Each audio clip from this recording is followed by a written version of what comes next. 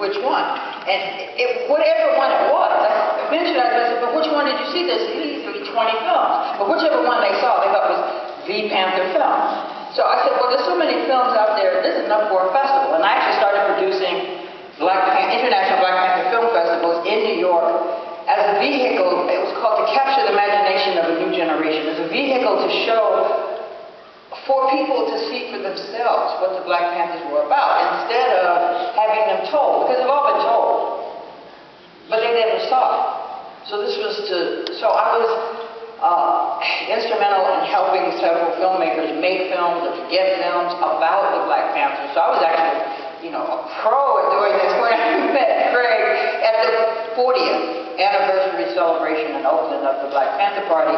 And that particular event was very large, but it had been focused on what they call the rank and file, celebrating the rank and file. So lots of people who had never been to any reunions came to Oakland, and it was long enough after this very traumatic division in the Black Panther Party. So you had people coming from both wings and people from L.A. And Greg and his father came. And I think that was the beginning of the idea of this film, which is extraordinary in the sense that it allows you to see and experience to some way what it was that we were about.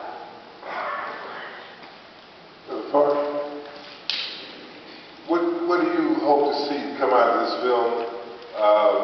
What did you, as you watched it again, as you thought about it, you see other people here, you see the response to you saying you're a free Black man for 15 minutes and standing up as a brother, liberating yourself at that moment. How do you feel looking at this, seeing young folks? What do you think that they need to think about, where they need to take this? And where are you at this point in your life in terms of having made took that kind of position, standing here free, clear, balanced? How do you feel, and what do you think folks need to think about? And that's a lot. That's a lot, and thank you for that. Young people. Well, first off, I was in the Black struggle, and I don't want to just define it as the Black Panther Party, although I was a member of the Black Panther Party. It was a broad struggle, and so I don't want to mean anybody that was in the NAACP, that was in SNCC or any other organization, because at that time it was a broad spectrum of organizations and people that were trying to move towards self-determination and control of their own destiny. As Malcolm X, who was a mentor to not only the Black Panther Party, but most of the Black organizations at that time, he preached Black nationalism and self-determination and trying to control your own destiny. And by no means do I want anybody to think that I'm a bad guy. There's plenty of Negroes better than me.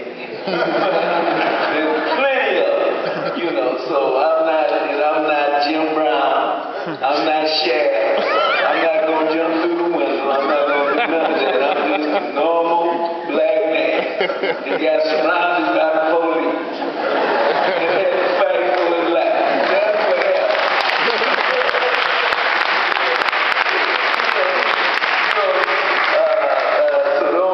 Don't try to make me out to be something that I'm not, because you'll be sadly disappointed. If I'd had my druthers, I'd ran.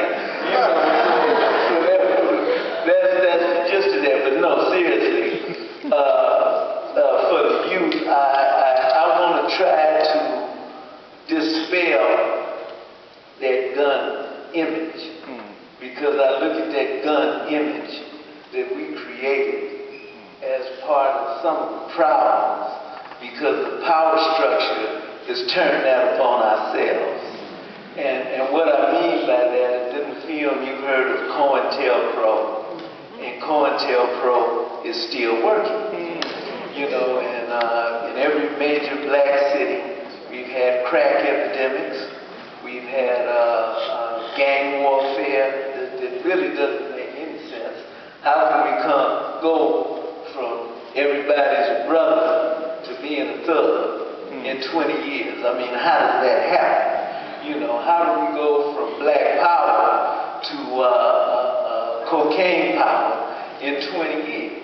You know, how does that happen? So we have to understand that these things are presented to us, and the power structure knows that 80% of the people are going to take the easy way out.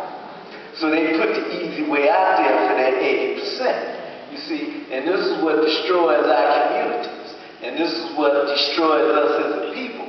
So we have to recognize, we have to watch this film and recognize the struggles of Kathleen Cleaver and Eldridge Cleaver and Geronimo Pratt and Bunchy Carter, and we picked up the gun for a reason. And I can stand on this stage and say that I've never shot a black man. I've never shot. You know what I mean? And I will not. A Negro told me the other day, he said, man, call the police. He was acting crazy, right? I said, I ain't never called the police on my life. You know what I mean? I'll deal with you if it comes to that, but I ain't calling the police. You know what I'm saying? You know, so you check yourself. And we have to, you know, just recognize this is not being bad, it's about being real. So, you know, and we have to explain to the youth, you know, and I'm really against this, and then I'm going to be finished. I'm against this super bad nigga image that plays on our youth. You know what I mean? Where we, you know, I look at some of these movies. This last movie that came out with Wesley Snipes and all these guys, and it's about Brooklyn police. Right. At first I said to myself, you know, it's action. I'm a man. That was a good movie. Then I got home and I started thinking about it. I said, about 30 niggas got killed in there. I said, that wasn't no good movie. I said, shit.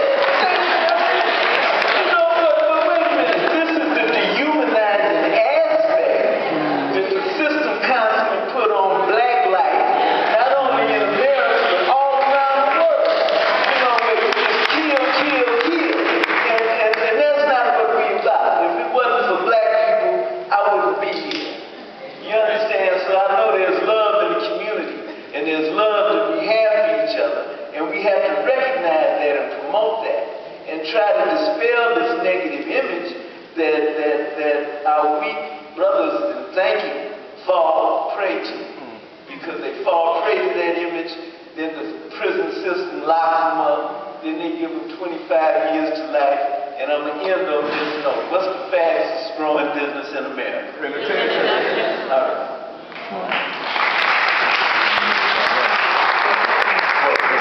My intrigue into this came from the fact that first I was born in 1966, so obviously I wasn't part of the subject, but I was part of a group of people, like many of us here, for whom the baton was passed.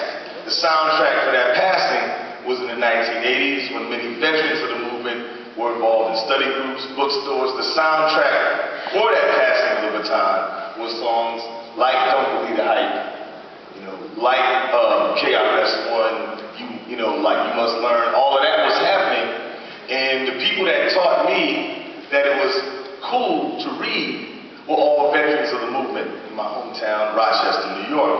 So I started on this journey of writing on the Black Power movement, not knowing necessarily where it would end. But I think what's special about it for our generation going forward is that it's a special moment where you have the kind of intergenerational dialogue.